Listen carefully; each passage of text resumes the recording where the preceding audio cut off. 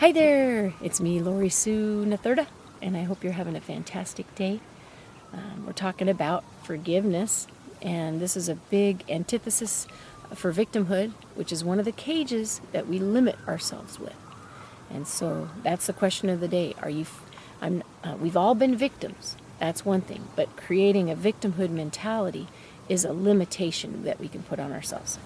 And I'm gonna read a part from Richard Paul Evans' book called The Justice of Self-Forgiveness.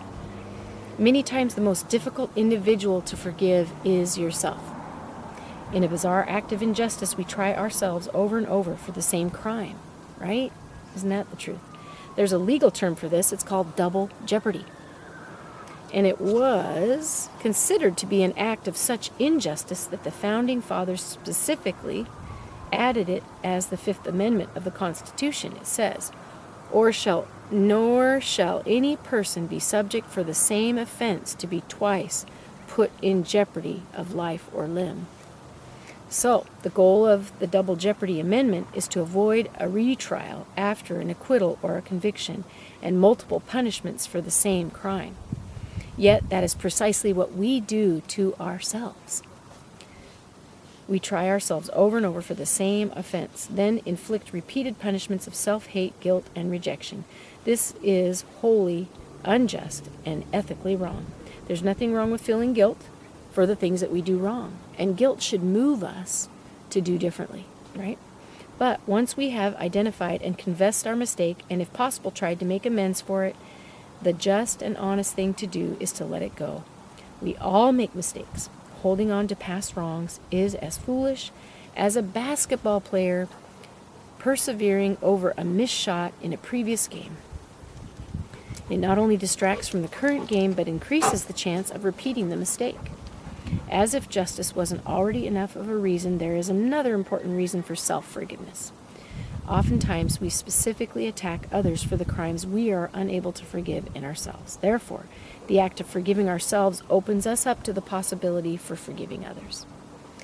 Here are 2 exercises to help you mentally overcome the anguish of personally inflicting double jeopardy.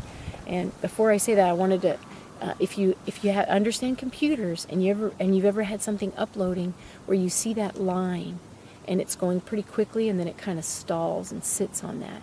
I think that self-forgiveness is that last little piece. We've got to let that go, finish that up so that we can move forward. And somebody told me that the biggest part of forgiveness is self-forgiveness and letting that finish. Think of that computer going all the way through so that it's completely uploaded or downloaded. Okay, so here's the experiments to do, these exercises to do, right? First, the next time a thought of self-incrimination pops into your mind over something you've already suffered for, call it out. Watch your words, right? Wow, watch our words. So you feel something come through there, and it's incrimination, and it pops in, and you've suffered it before, and you know it, call it out. Identify the exact offense, when it took place, and how many times you've punished yourself for the error. You may have to estimate, right? The number may be in the hundreds or thousands. Then say to yourself, I know that I did wrong, but I've already paid for my mistake. Punishing myself over and over for what I've already suffered is unjust to me and God. I hereby finally forgive myself and let it go forever. The thought may come again, but it will be weaker the next time, and keep doing this. Call it out each time it comes until it completely vanishes. Second, if you are still dealing with a recent indiscretion and doing your best to make amends, then try repeating this mantra until you feel peace.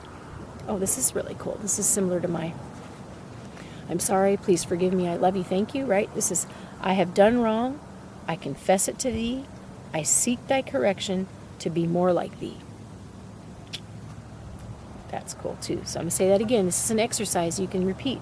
I have done wrong, I confess it to thee, I seek thy correction to be more like thee.